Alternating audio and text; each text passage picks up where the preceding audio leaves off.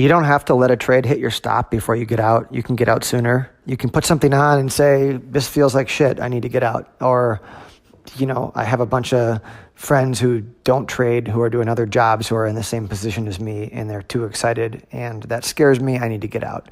I think when you're trading well, a lot of times what you'll do is get out of your position before it even hits your stop, because you're aware of a lot of intangibles, and you can write those down. I encourage writing those down so you can study your logic later, so you're not just making actions that don't make any sense, and you can at least look back as to why you got out. But I really think that's a good use of your intuition, and you build that as you go along.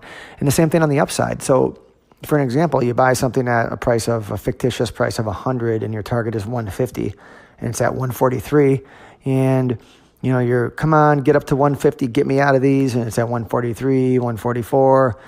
At that point, as it waffles, you're risking, I don't know, you could say 40 points, 44 points to make those extra 6.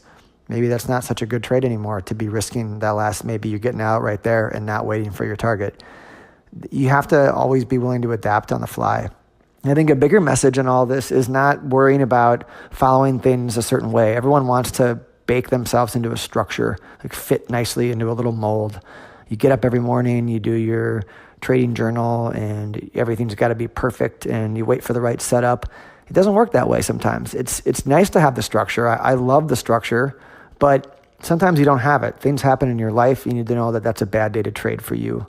Other times, we talked about getting out when you don't feel right, or getting out early when it's going your way. It could mean that a flurry of things happen during a day. Maybe it's news or sentiment or talking to friends or just observing the flow of social media or whatever else you watch, and things just don't seem right. Everyone's a little too excited. That'll get me out of the market sometimes, and it can be a better indicator than any chart pattern or anything else.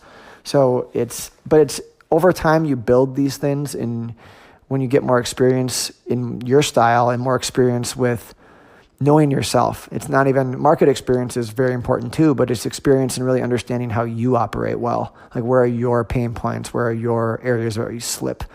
And once you do that, those decisions aren't so irrational anymore. They make more sense. So writing them down, very important, so you can kind of follow yourself. I've talked in the past about how when I have guests in town, I won't trade, or how when I go out of town, I'll keep the position really small. Sometimes I will hold a loser, but I'll only do so really small to feel the market. But those aren't good principles for trading larger. They're not good principles in general, but sometimes that happens, and it's okay. And it's part of the process. It's just, don't do it really big. And when it does happen, note the circumstances around it. Keep an Evernote, a OneNote, Apple Note, whatever you want to use. Link it to your spreadsheet and track it, and look back over time and start to see if there's something there. It's by far the biggest advantage you get, is knowing yourself and when you slip.